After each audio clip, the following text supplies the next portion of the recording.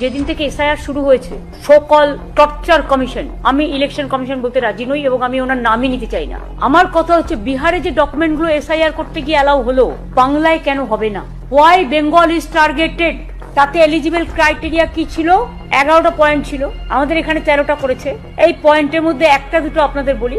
Passport তো সবার থাকে না, any identity card, pension, payment order সব ছিল, ব্যাংক, পোস্ট অফিস, এলআইসি এগুলো সব ছিল।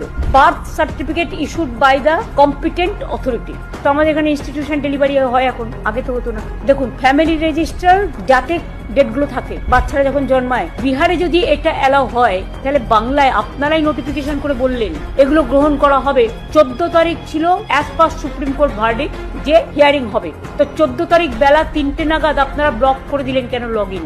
সেখানে বেশ কিছু লক্ষ মানুষের নাম ছিল যাদের প্রসেস হয়ে গেছিল, জেনুইন ভোটার, কিন্তু তাদেরটা লগ ইন না করতে গিয়ে তাদেরটা ডিসপোজ করতে দেওয়া হলো না।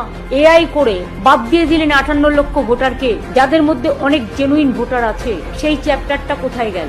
আজ পর্যন্ত আপনারা দেখতে পেয়েছেন কোন ভোটার অ্যাকসেপ্টেড হয়েছে, কোন ভোটার অ্যাকসেপ্টেড হয়নি? ফাইনাল লিস্টগুলো দেখবেন হয়তো অনেকেরই নাম নেই, কারণ এটা পুরো দুরম্বরই চলছে আর চচ্চড়ি খেলার চচ্চড়ি চলছে বাংলায়। বিহারে দেখুন, permanent residence certificate issued by competent state authorities are allowed. তাহলে বেঙ্গলে কেন নয়? ফরেস্ট রাইট সার্টিফিকেট অ্যালাউড বিহারে, এখানে কেন নয়? আমি তো নিজেরটা নিয়ে কেয়ার করি না, আমি তো লোকেরটা কেয়ার করি। আমি যদি নিজেকে নিয়ে ব্যস্ত থাকি, আমি কি আজ পর্যন্ত বুলেট প্রুফ গাড়ি চড়ি? আমি নিই না তো। আমার বুলেট প্রুফ গাড়ি বুদ্ধদেব বাবুকে দিয়ে দিয়েছিলাম, মনে রাখবেন। আমার বুলেট প্রুফ গাড়ি আমি নিজে কখনো চড়ি না, আমি জাস্ট একটা পার্টির গাড়ি চড়ি। এটা গভর্নমেন্টেরও গাড়ি নয়।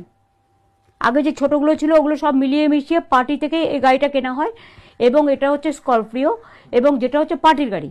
এবং আমি গভর্নমেন্ট থেকে 1 পয়সা নিও না, ইভেন স্যালারিও নিই না। পার্লামেন্টের থেকে আমি কয়েক কোটি টাকা লুজ করেছি, বিকজ আমি 15 বছর ধরে পেনশন নিতে পারতাম। আমি 7টা এমপি, অ্যাকচুয়াল হিসেবটা আমার কাছে নেই, কয়েক কোটি টাকা হবে। আর যেদিন থেকে আমি চিফ মিনিস্টার হয়েছি, আমি 1 পয়সাও নিই না, এমনকি ডেলি অ্যালাউন্সও নিই না। এমনকি সার্কিট হাউসে গিয়ে যদি আমি থাকি, আমার কাছে বিল আছে সব, আমি সার্কিট হাউসের টাকাটা দিয়ে দিই, চায়ের দামটাও দিয়ে দিই। ধরুন, এখনো যখন কেন্দ্রে গিয়ে সুপ্রিম কোর্টের দিল্লি গিয়ে এসআইআর নিয়ে আপনি সওয়াল করছেন, কোথাও একটা কি আপনার মনে হয় যে আপনার বিরোধী নেত্রীর যে সত্তা, সেটা এখনো যথেষ্ট? মানে 15 বছর বা কয়েক মাস বাকি আছে মুখ্যমন্ত্রী থাকার পরও বিরোধী নেত্রীর ভূমিকায় আপনি সমান স্বচ্ছন্দ?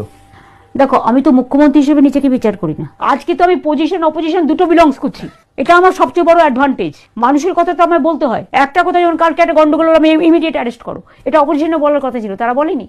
তারা তাদের স্বার্থ ছাড়া নড়ে না, কিন্তু আমার আরে তাকে সঙ্গে সঙ্গে অ্যারেস্ট করেছি।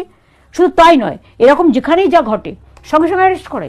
আচ্ছা, তুলনামূলক বিচারে অপোজিশনের মধ্যে আপনি কাকে মানে বেশি নম্বর দেবেন? কাউকেই দেবো না, দুটোই সমান, রাম আর সব এক।